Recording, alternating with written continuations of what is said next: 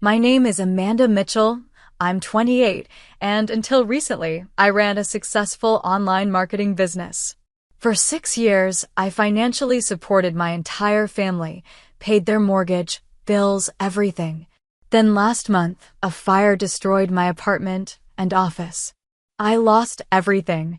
When I showed up at my parents' doorstep with nothing but a backpack of salvaged belongings, my own mother laughed in my face and said, "This isn't a shelter."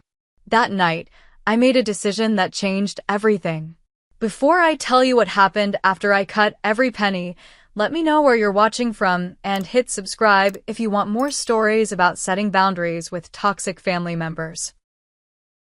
I grew up in Rochester, New York, in a household where money was always a problem, not because we didn't have it, but because my parents couldn't manage it. My father, Gary, now 52, has never held a job longer than 18 months. He'd get hired somewhere, start strong, then either quit over some perceived slight or get fired for missing too many days. What he never missed, though, was his weekly poker game with friends, which usually ended with him coming home cursing about his bad luck. My mother, Karen, 50, compensated for her unhappiness by shopping. She had 12 credit cards by the time I was in high school, most of them maxed out. Her closet was packed with clothes that still had tags on them, while she complained we couldn't afford my school supplies. "Amanda, you don't understand adult responsibilities," she'd say whenever I questioned their spending. By 16, I was working after school at the local grocery store while maintaining a 4.0 GPA. I understood responsibility better than they ever did. My younger brother Jason, now 26, followed in our father's footsteps. He dropped out of community college after one semester because entrepreneurs don't need degrees. His entrepreneurial ventures included a lawn care business, abandoned after he realized it required waking up early, an energy drink distribution scheme, which was actually an MLM that cost him $3,000, and a food truck that never made it past the planning stage, though it cost me $22,000. My sister Stephanie, 24, was my mother's protege. Beautiful and socially gifted, she learned early that crying to daddy usually resulted in getting whatever she wanted, despite our limited funds. When she didn't get her way, the silent treatment followed, sometimes for weeks. As we grew older, her demands escalated from toys to designer clothes to a lavish wedding that nearly bankrupted me. I was the anomaly in our family, the responsible one. I worked every summer and after school during the year. I applied for every scholarship I could find and managed to attend state university with minimal loans. I graduated with a business degree while working 3 jobs: barista in the morning, student assistant during the day, and waitress on weekends. The summer after graduation, I landed a marketing position at a local agency. I worked there for 2 years, living frugally and saving every penny while my colleagues bought new cars and took exotic vacations. At night and on weekends, I built my own client base, creating websites and managing social media for small businesses. By 24, I had enough clients to quit my day job and start my own marketing firm. Within 6 months, I was making more than both my parents combined. That's when the requests started. It began innocently enough. Mom needed help with the electric bill one month because Dad had been laid off again. Then Dad's car broke down and they couldn't afford repairs. I helped because that's what family does, right? The first year of my business, I probably gave them about $8,000 total, not a small amount, but manageable with my growing income. I felt good about being able to help my family. The second year, everything changed. Dad lost his job again, and they fell behind on their mortgage. Mom called me sobbing, saying they might lose the house I grew up in. "We've tried everything, Amanda. You're our only hope." I took over their $1,700 monthly mortgage payment, telling myself it was temporary. By year 3, temporary had become permanent. I was now paying their mortgage, utilities, and car insurance. When Jason came to me with his food truck idea, I couldn't say no. He seemed so passionate, so convinced this would be his big break. The $22,000 investment disappeared within 4 months, with nothing to show for it except a half-wrapped truck that sat in our parents' driveway until they sold it for scrap. Year 4 brought Stephanie's wedding. She'd gotten engaged to a nice enough guy who worked in sales, but couldn't afford the dream wedding she'd been planning since childhood. When Mom called asking if I could chip in, I asked for a budget. The number $35,000 made me choke on my coffee. That's more than reasonable for a modest wedding these days, Mom insisted. I ended up paying for everything from the venue to the honeymoon in Bali. The 5th year, Dad needed emergency gallbladder surgery. While he had basic insurance through his newest job, the deductible was high. I covered the $8,500 medical bills, plus bought him a used car when his finally died. Mom's shopping addiction worsened, and I found myself paying off her credit cards to keep their credit score from tanking completely. By year 6, last year, I was fully supporting my entire family. My parents hadn't paid their own mortgage in 4 years. I covered all their utilities. I paid for Jason's rent after his 3rd roommate kicked him out for not contributing. I helped Stephanie with her car payment when she decided she needed a brand new SUV despite having no children. All told, I was spending over $6,000 a month on my family while trying to grow my business.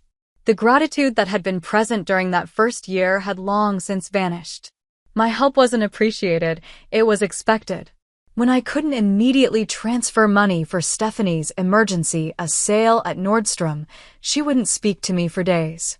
When I suggested Dad look into a more stable job, Mom accused me of calling him a failure. After everything we've done for you became her constant refrain, though I couldn't recall exactly what they'd done besides provide the legally required minimum when I was a child. I missed vacations with friends because someone always needed something. I postponed buying my own home because my money was tied up in everyone else's lives.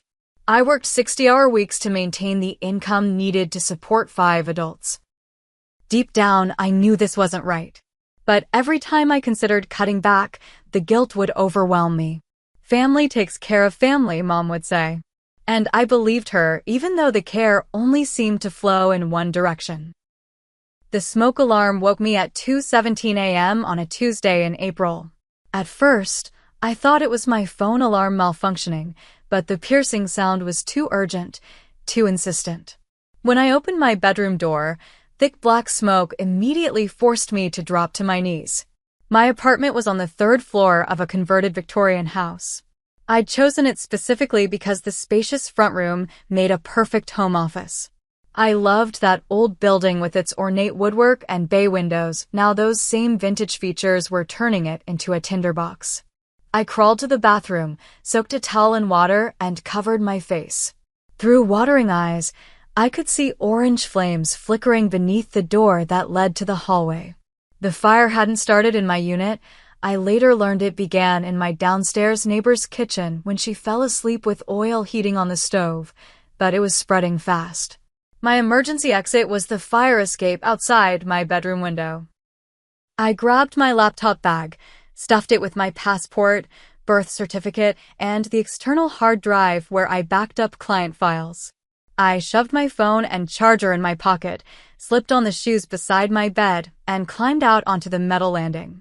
The night air was cool against my smoke-heated skin. From the fire escape, I watched in horror as flames engulfed the beautiful old building. Neighbors gathered on the lawn below, some crying, others filming with their phones.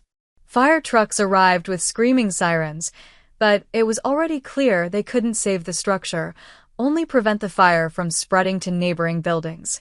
A firefighter helped me down the last flight of stairs, asking if I was hurt. Besides some minor smoke inhalation and the shock pulsing through my body, I was physically fine. Emotionally was another story. I stood on the sidewalk for hours, wrapped in a Red Cross blanket, watching my home and office burn to nothing. By morning, all that remained was a charred skeleton of blackened wood and collapsed floors. The firefighters confirmed what I already knew. Everything inside was destroyed. My furniture, clothes, family photos, business equipment, paper files, all gone. The first blow came when I contacted my insurance company. I had renter's insurance, but it turned out the building owner had let his policy lapse 3 months earlier. My coverage was minimal without the landlord's policy to supplement it. The claims adjuster estimated it would take weeks, possibly months, to process even the limited payment I might receive.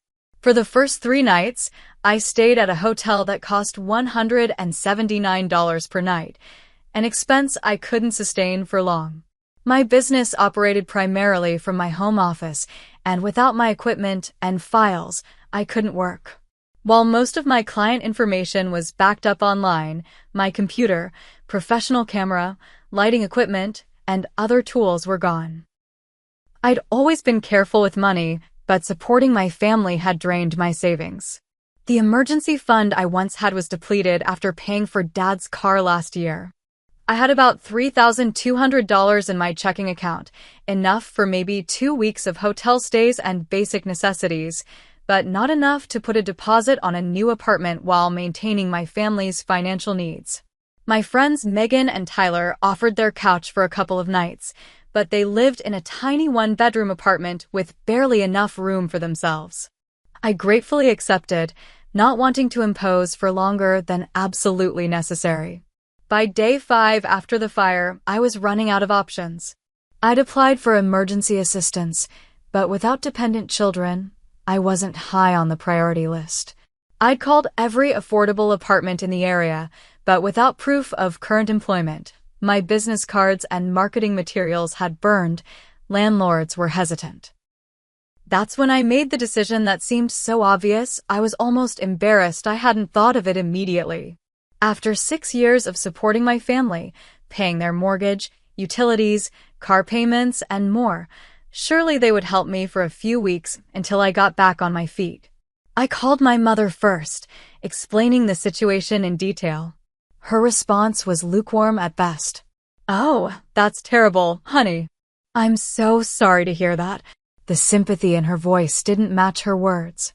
"You know, our spare room is being used for storage right now. And your father's been feeling under the weather. It's not really a good time." I was stunned. Not a good time? I'd been sending the money when it wasn't a good time for me for 6 years. But I held my tongue, thinking perhaps it was just the shock of the news. Maybe if I asked in person, explained how desperate my situation was, they'd understand. "I thought I might come over tonight," I said carefully, "just to talk about options." "Sure, honey. We'll be home." I borrowed Megan's car and drove the 30 minutes to my parents' suburban home, the home whose mortgage I'd been paying for 4 years. The spring evening was pleasant, with late-day sunlight warming the dashboard. I rehearsed what I would say, how I would explain that this was temporary, that I just needed a place to stay for a few weeks while I sorted things out. I wasn't asking for money, just a roof over my head, the roof I'd been paying for. As I pulled into their driveway, I felt a mix of relief and apprehension. The house looked the same as always, neatly trimmed lawn, maintained by a service I paid for, fresh paint from last summer, also my expense, and Mom's flower beds blooming with spring bulbs.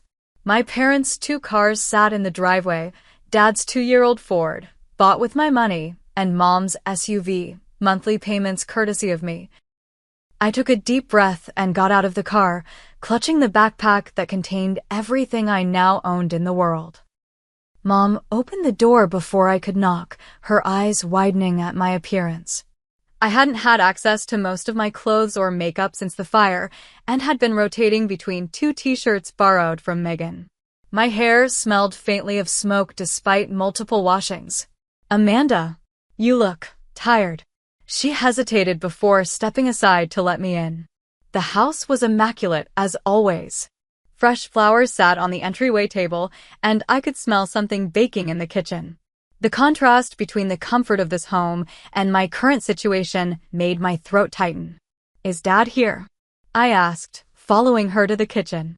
"In the living room, watching his shows." She gestured vaguely before opening the refrigerator. "Have you eaten? I could make you a sandwich." "I'm not hungry, thanks." In truth, I hadn't eaten since morning, but food was the last thing on my mind. Dad barely looked up when I entered the living room. He was sprawled in his recliner. The one I'd bought him for Christmas last year, watching a baseball game on the large flat-screen TV that had been my gift after his promotion, which he'd lost 3 months later. "Hey, Dad." "Hey, kiddo." His eyes flicked to me briefly before returning to the game. "Heard about the fire. Tough break. Tough break." Like I'd lost a casual bet, not everything I owned. I sat on the couch and waited for Mom to join us. When she did, carrying a glass of wine for herself, but nothing for me, I launched into my carefully prepared speech. "As you know, I lost everything in the fire. My insurance is giving me problems, and it's going to be a while before I can get back on my feet." I took a deep breath. I was hoping I could stay here for a few weeks while I sort things out. Just until I can find a new apartment and replace my work equipment. The silence that followed seemed to stretch for minutes, though it was probably only seconds. Mom took a sip of her wine, her expression shifting from feigned concern to obvious annoyance. "Amanda, you know we love you, but this just isn't a good time. Your father hasn't been feeling well, and we've converted the guest room into a storage space."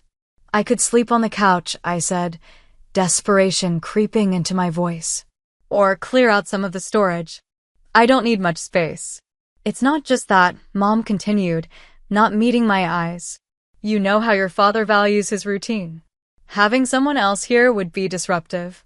I stared at her, unable to process what I was hearing. They had a 4-bedroom house. Besides their master bedroom, there was the guest room, now storage, Stephanie's old room, preserved like a shrine though she'd been married for 2 years, and Jason's room, which he still used occasionally when between apartments. "Mom, I have nowhere else to go," I said, my voice cracking. "I've lost everything." That's when she did it, she laughed.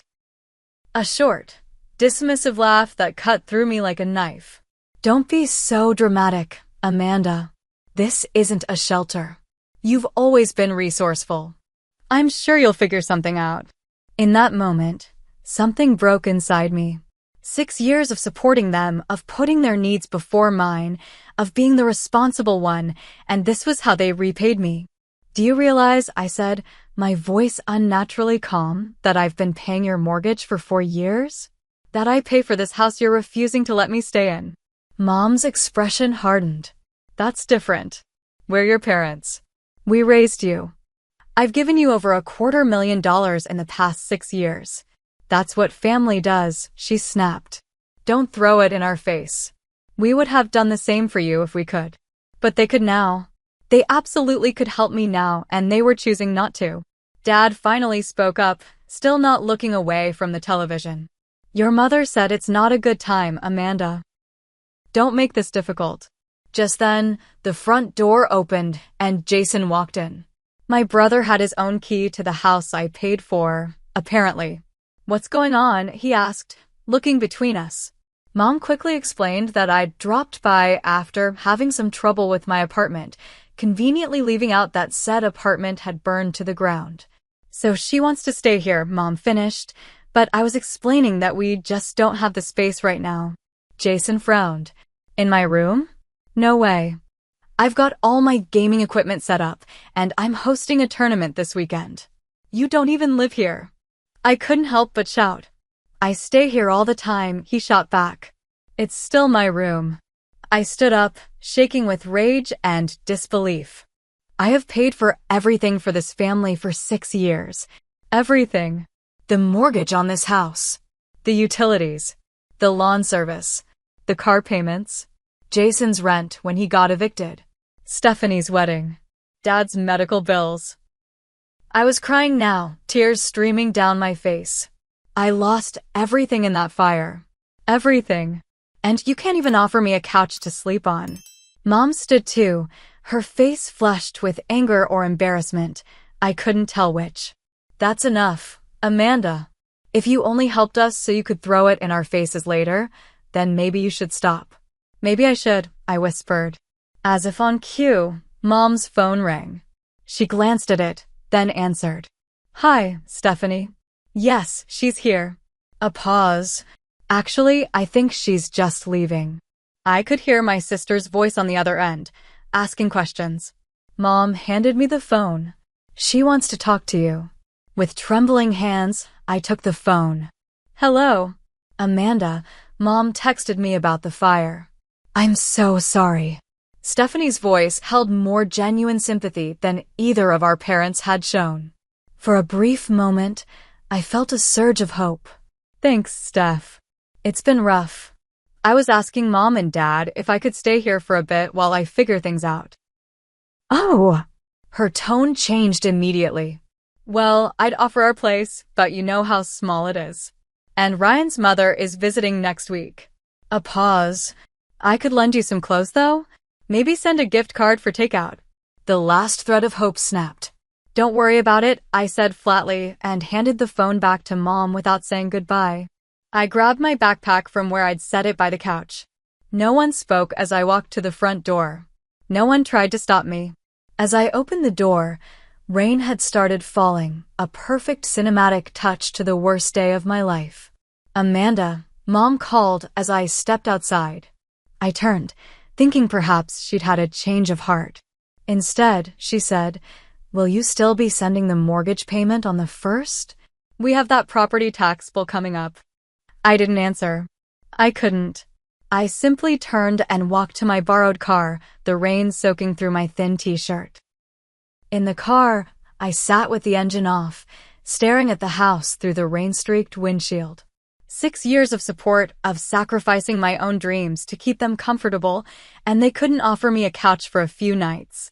The weight of that rejection crushed down on me until I could barely breathe. I put my head on the steering wheel and sobbed, deep, painful sobs that came from somewhere primal inside me.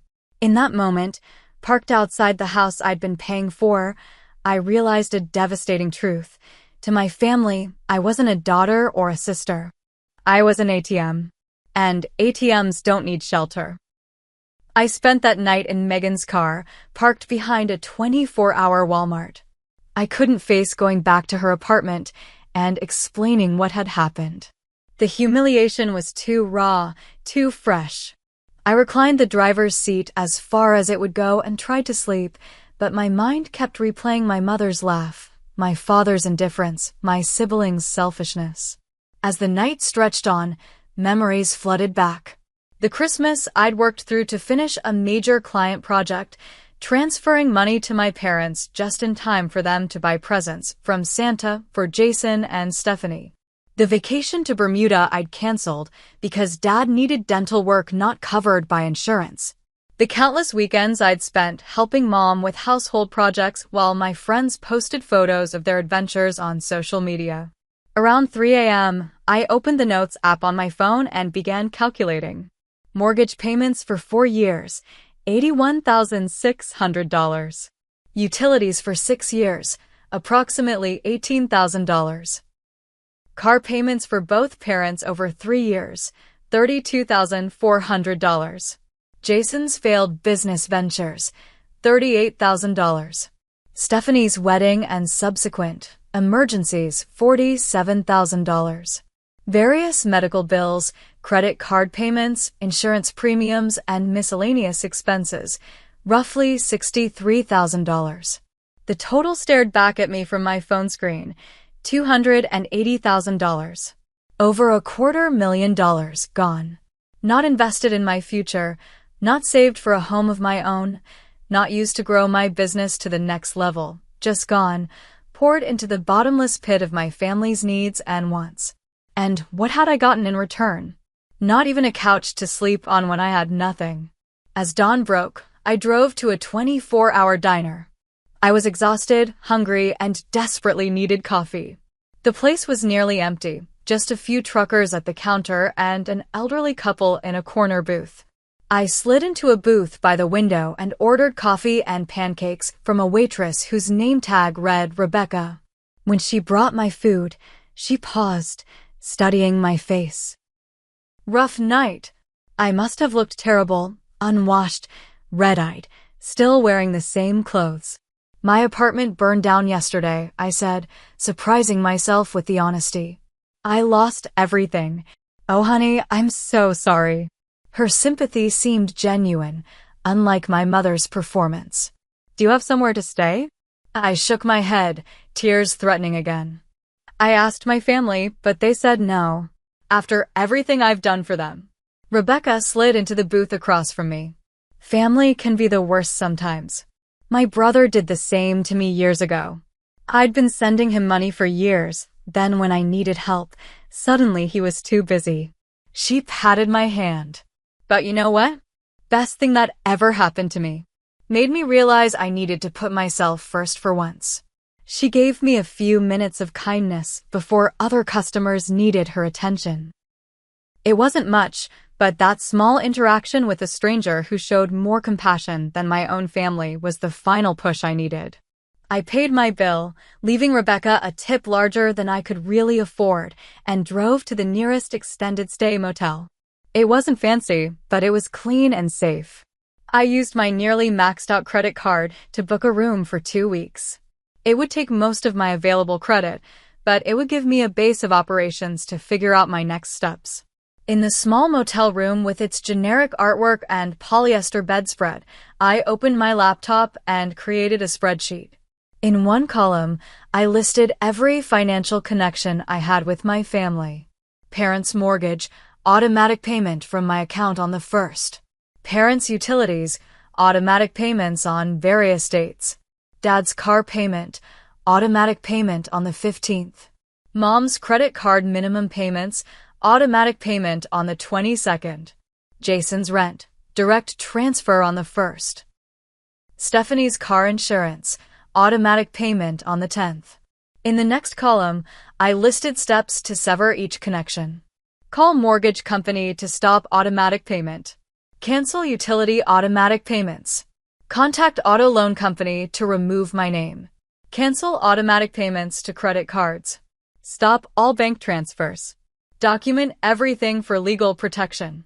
The plan was taking shape, but I needed to understand my legal obligations. Some quick research showed that since I wasn't a co-signer on the mortgage, just making payments, I had no legal responsibility to continue. The same was true for the utilities and Jason's rent. For accounts where I was an authorized payer, but not the primary account holder, I could simply remove my payment information. I was both exhausted and energized. The weight of my family's expectations had been crushing me for years, but now, ironically, having nothing meant I had nothing left to lose. I drafted an email to my family. I wrote and rewrote it several times, trying to find the right balance between explanation and boundary setting. I didn't want to be cruel, despite everything. These were still the people I'd loved my whole life, but I needed to be clear and firm. The final version read, Mom, Dad, Jason, and Stephanie. After yesterday's conversation, I've come to a decision that's been a long time coming. Effective immediately, I will no longer be providing financial support to any of you. Over the past 6 years, I have given this family over $280,000. I have paid for everything from the mortgage to utilities to car payments to Jason's failed businesses to Stephanie's wedding. I have sacrificed my own financial security and future to keep you all comfortable. Yesterday, when I came to you having lost everything in a fire, you couldn't offer me even temporary shelter in the home I've been paying for. That showed me with perfect clarity where I stand in this family. I've already contacted the mortgage company, utility companies, and other services to remove my payment information. I've documented all past payments for my records. This isn't about revenge. It's about finally recognizing that this relationship has been entirely one-sided. I need to put myself first now, something I should have done years ago. Please do not contact me asking for money. My decision is final. Amanda. I didn't send it right away. Despite my resolve, this was a massive step. I closed my laptop and lay down on the motel bed, physically and emotionally drained. For the first time since the fire, I fell into a deep, dreamless sleep. When I woke hours later, the room was dark except for the glow of my phone showing multiple missed calls from my mother. I didn't listen to the voicemails or read the texts.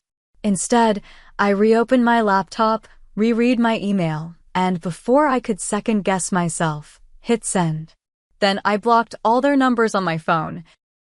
The strangest feeling washed over me, not satisfaction or vindication, but relief. Pure, overwhelming relief. I had nothing, but somehow I felt lighter than I had in years. I woke the next morning with a clear head and a sense of purpose I hadn't felt in years. The weight that had been pressing down on me, the constant worry about my family's finances, the strain of working endless hours to support 5 adults, was lifted. I still had enormous challenges ahead, rebuilding my business, finding permanent housing, replacing everything I'd lost. But for the first time in a long time, the only person I needed to worry about was myself. My first stop was the bank. I'd been using the same regional bank since college, and over the years had added my parents as joint account holders on my main checking account in case of emergency. This had evolved into them having complete access to withdraw funds whenever they wanted, which they did, frequently, for emergencies that ranged from actual car repairs to concert tickets. Jessica, the bank manager, recognized me immediately. "Amanda, I heard about the fire. I'm so sorry." I thanked her and explained that I needed to make some changes to my accounts. I'd like to close all my current accounts and open new ones today, if possible. She looked surprised. "All of them? May I ask why?" I hesitated, embarrassed to admit how I'd allowed myself to be taken advantage of for so long. But Jessica had seen the patterns in my accounts, the large withdrawals, the constant transfers to my family members. "My family situation has changed," I said carefully. "I need to separate my finances completely." Understanding dawned in her eyes. "I see. We can definitely help with that." For the next hour, Jessica helped me close my existing accounts and open new ones with enhanced security features. She made sure my direct deposits from clients would transfer to the new accounts and helped me order new debit and credit cards. "Is there anything else we can do to help?" she asked as we finished the paperwork. "Actually, yes. Can you print statements showing all the transfers I've made to these accounts over the past 6 years? I showed her the list of my family members' account numbers. "I need documentation of everything I've paid." Jessica nodded. "For legal purposes?" "Just in case," I replied. My next stop was the mortgage company. I'd been making payments on my parents' house through automatic withdrawals from my account. The customer service representative initially seemed confused by my request. "You want to remove the automatic payment, but you're not the mortgage holder?" "That's correct.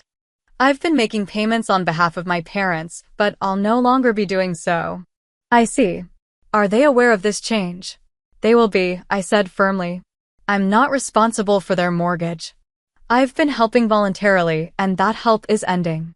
After verifying my identity as the payment source, they processed my request. I asked for, and received, a statement showing all payments made from my account over the past 4 years, totaling $81,600. Throughout the day, I methodically worked through my list. I called each utility company, car loan provider, and credit card company. I removed my payment information from every account.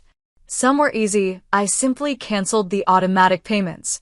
Others required more explanation, but none could force me to continue paying for accounts that weren't in my name. One by one, I severed the financial ties that had bound me to my family's endless needs.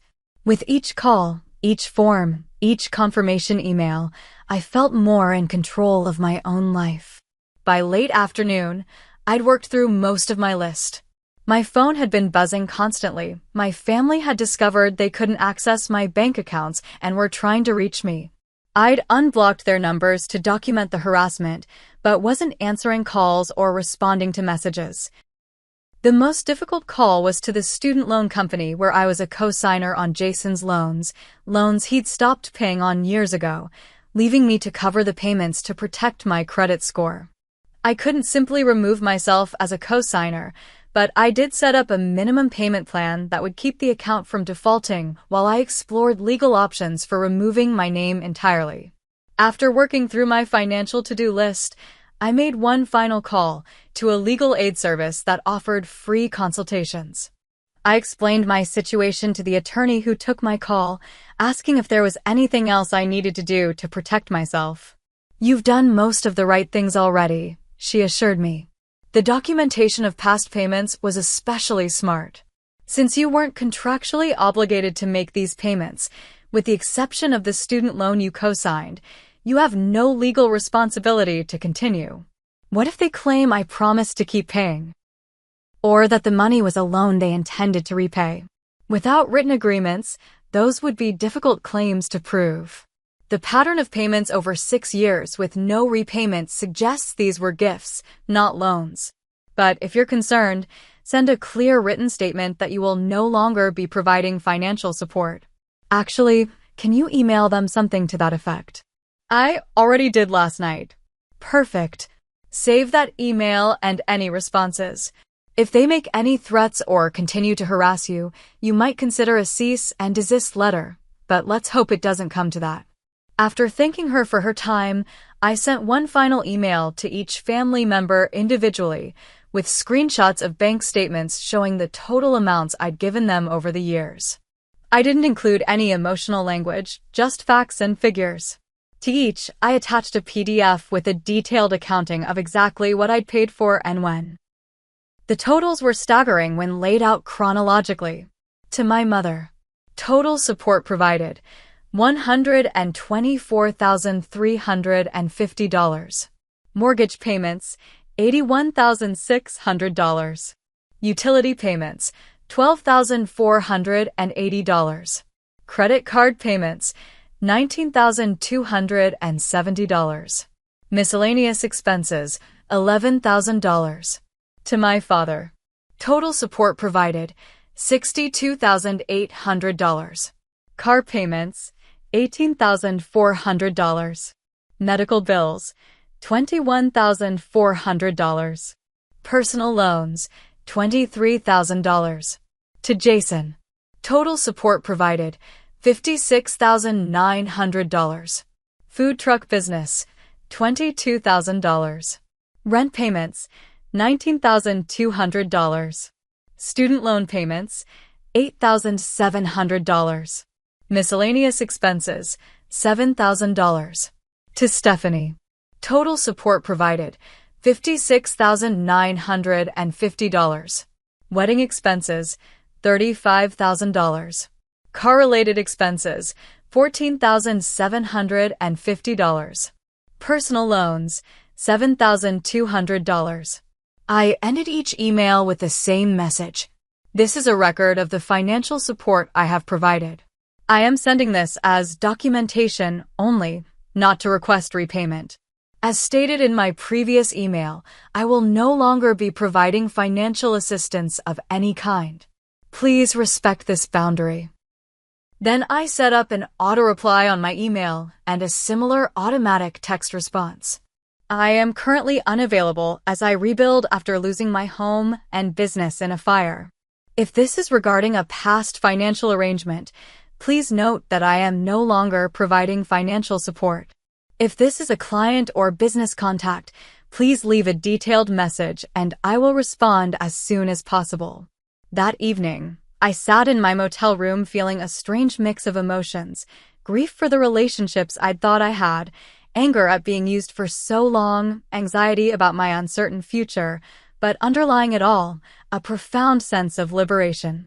I had less than $1,000 in my new bank account, a nearly maxed-out credit card, and a motel room booked for 13 more days. But for the first time in years, every dollar I earned going forward would be mine to use as I chose. I ordered a pizza, took a long shower, and slept better than I had since before the fire. The constant knot of stress that had lived between my shoulder blades for years had finally begun to loosen. By the time I woke up the next morning, I had 52 missed calls. 23 were from my mother. The timestamps showed she'd started calling at 7:03 a.m. and continued every 15 to 20 minutes until midnight. Her early voicemails were angry. "Amanda, what do you think you're doing? Call me back immediately." I can't believe you closed the accounts without telling us. We have bills due. By midday, her tone had shifted to confused indignation.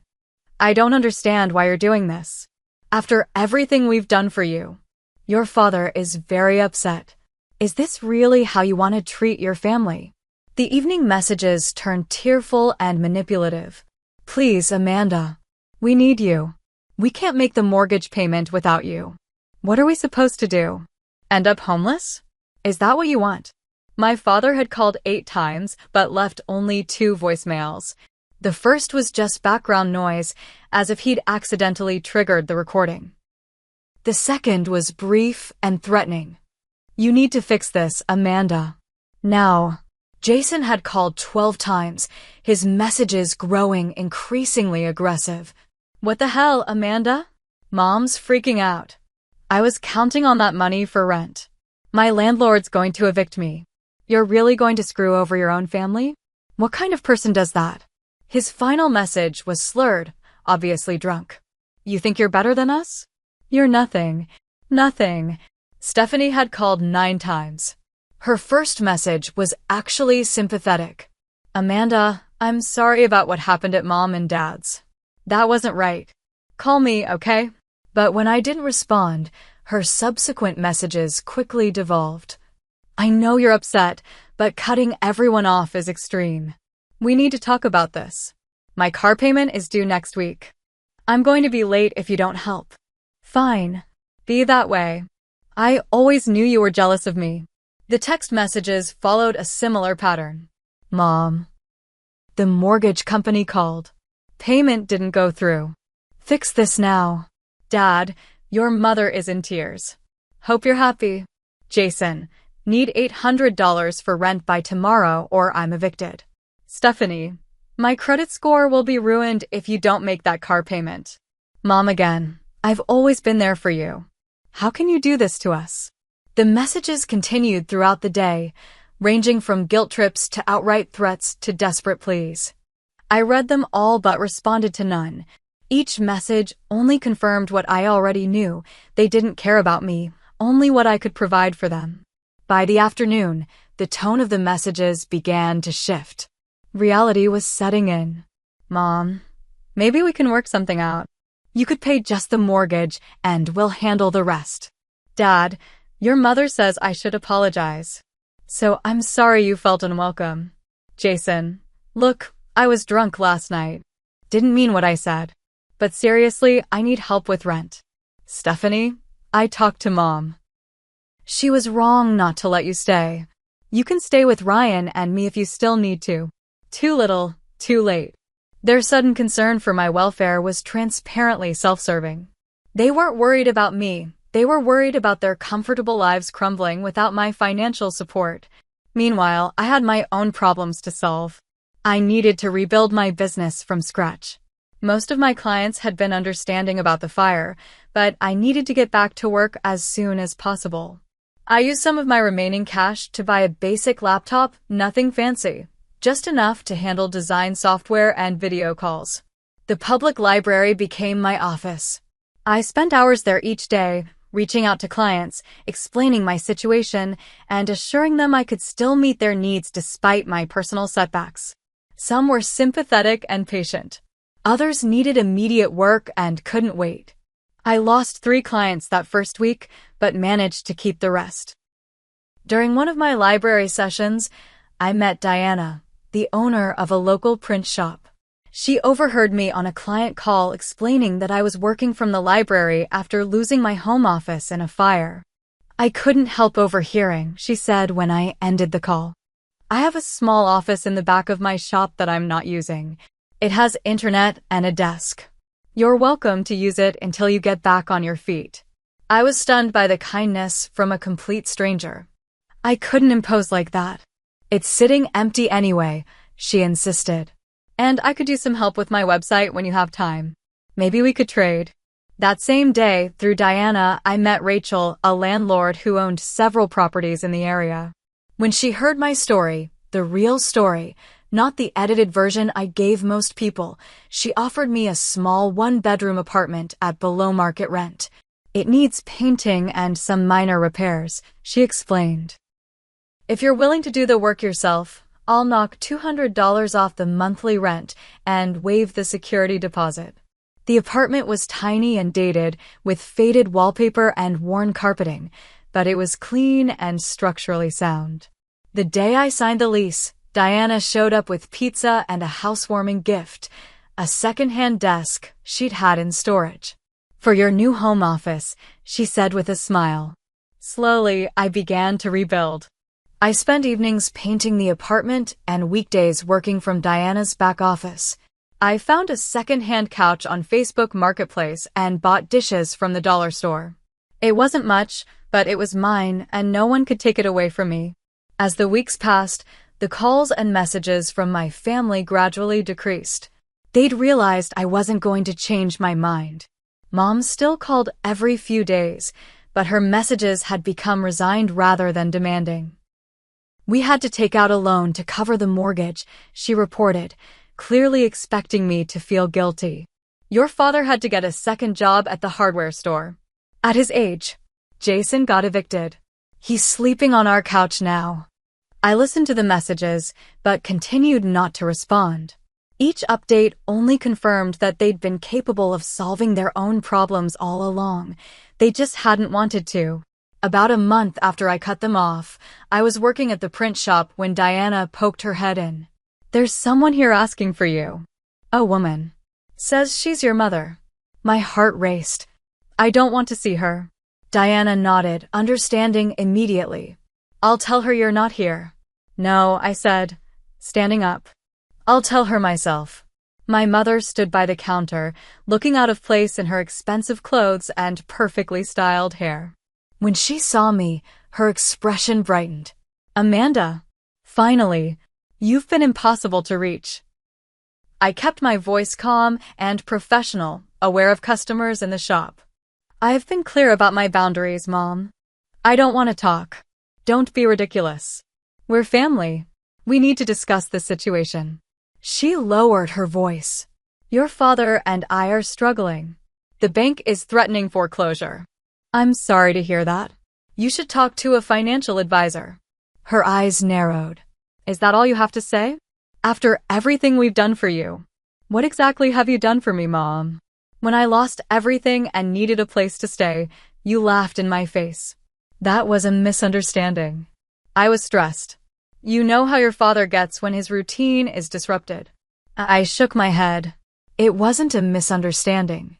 It was a moment of clarity. For 6 years, I gave you everything, and when I needed the bare minimum in return, you showed me exactly where I stood. So that's it? You're punishing us because we couldn't accommodate you for a few days. I'm not punishing anyone. I'm taking care of myself for the first time in my adult life. You're all capable adults. Figure it out, just like I had to. Her face hardened. I never thought my own daughter would be so cold. So selfish. I almost laughed at the irony. Goodbye, Mom. Please don't come here again. As she stormed out, Diana approached with a supportive smile. You okay? I took a deep breath, surprised to find I actually was. Yeah, I really am. The confrontation with my mother was the last direct contact I had with my family. Through mutual acquaintances, I heard that my parents had indeed taken out a home equity loan to cover their expenses. Jason had found a job at a call center, and Stephanie and her husband had downsized to a smaller apartment. They were managing, just as they could have all along if they hadn't had me to rely on. As for me, I was rebuilding too. My insurance finally paid out a modest settlement for the fire. It wasn't enough to replace everything I'd lost, but it gave me a financial cushion. My client base was growing again, and Diana had referred several local businesses to me for marketing work. The apartment I'd initially seen as temporary was starting to feel like home. I'd painted the walls sunny yellow, hung thrift store art, and filled a small bookshelf with new copies of my favorite books, the first non-essentials I'd allowed myself to buy. For the first time in years, I was living within my means and saving for my own future. No more luxury cars for my father. No more designer clothes for my sister. No more bailing out my brother's harebrained schemes. Just me, taking care of me. 6 months after the fire that had destroyed my old life, I realized I didn't want that life back anyway. The fire had burned away more than my possessions. It had incinerated the unhealthy dynamics that had been suffocating me for years. Sometimes losing everything is the only way to discover what you really need. It's been exactly 1 year since the fire that changed everything. As I sit in my apartment, my real home now, not just a temporary shelter, I barely recognize the person I was 12 months ago. The woman who sacrificed everything for people who gave nothing in return seems like a stranger to me now. My new place isn't fancy, but it's mine in a way my old apartment never was. I've painted each room a different color, bold choices I never would have made before. The living room is a warm terracotta, the bedroom a peaceful sage green, the small home office a cheerful yellow. Second-hand furniture that I've lovingly restored fills the space. It's eclectic and imperfect, but every item represents a choice I made for myself, not an obligation to someone else. After the fire, Diana's offer of office space evolved into a business partnership. We combined her print shop with my digital marketing services to create a full-service marketing agency for local businesses. We're small but growing steadily, with a client list that has doubled in the past 6 months. The insurance settlement finally came through, larger than I initially expected thanks to a diligent adjuster who fought for fair compensation. I used part of it to buy new equipment for the business and invested the rest, my first real savings for the future. Weekly therapy sessions with Dr. Laura have been instrumental in my healing process. What you experienced was financial abuse, she told me during our first session, giving a name to the dynamic I'd been trapped in for years. But they're my family, I protested. Isn't family supposed to help each other? Family support should be reciprocal, she explained gently. When it consistently flows in only one direction, that's exploitation, not family. Through therapy, I've come to understand the complex emotions that kept me locked in that unhealthy pattern for so long. The guilt instilled from childhood. The false responsibility I felt for my family's well-being. The way they manipulated my empathy and twisted my generosity into obligation. You didn't cause their problems, Dr. Laura reminded me often. And you cannot fix them. They're adults responsible for their own choices. It was a simple truth, but one I'd never fully understood until now. One of the most surprising developments in my recovery has been the formation of genuine friendships. Diana and Rachel became not just business partner and landlord, but true friends who expected nothing from me beyond mutual respect and occasional dinner companionship. I'd been so consumed with my family's needs for so long that I'd forgotten what balanced relationships felt like. Through Diana, I met others in the local business community, people who valued my skills and ideas, not just what I could give them. I joined a book club at the library and a weekend hiking group. Slowly, I built a circle of connections based on shared interests and authentic care rather than obligation and guilt. 6 months after I cut ties with my family, a letter arrived from my father. It was brief and awkwardly written. Amanda, I know I've never been the father you deserved. Your mother and I made many mistakes. We took advantage of your generosity and failed you when you needed us. The past months have been difficult, but necessary. We're learning to stand on our own feet again. Jason has kept his job for 4 months now, a new record. Stephanie and Ryan have moved to a smaller place and are expecting a baby in March. I'm not asking for money or forgiveness. Just wanted you to know we're okay, and I hope you are too. Dad.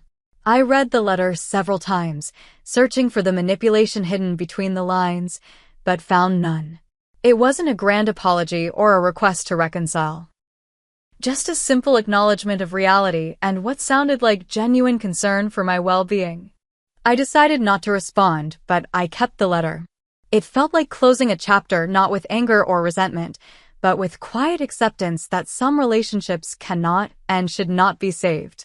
Last month, at a regional marketing conference, I met Brian, the owner of a web development company in a neighboring town. We connected over shared business challenges and a mutual love of 90s alternative rock. After several professional meetings that gradually became less about work and more about getting to know each other, he asked me to dinner. On our third date, I told him everything about the fire, my family, the years of financial abuse, and my decision to cut ties. I expected judgment or at least discomfort, but he listened with genuine empathy. My college roommate went through something similar with his parents, Brian shared. It took him years to establish boundaries. I saw how hard it was, but also how necessary. What struck me most was Brian's respect for my decisions. He never suggested I should reconcile or forgive and forget. He understood that some bridges aren't meant to be rebuilt. As our relationship has developed, I've discovered what healthy support actually looks like. When I mentioned wanting to expand our agency's services, Brian offered to introduce me to potential clients, not by taking over or funding the expansion, but by making connections and sharing knowledge. When I had a minor car accident, he drove me to appointments and brought soup, but never made me feel indebted. It's a partnership of equals, not a one-way stream of sacrifice. The difference is profound. The 1-year anniversary of the fire seemed like the right time for reflection, so this morning I hiked to a scenic overlook outside town. Sitting on a boulder with the valley spread out below me, I thought about everything I'd lost and gained in the past year.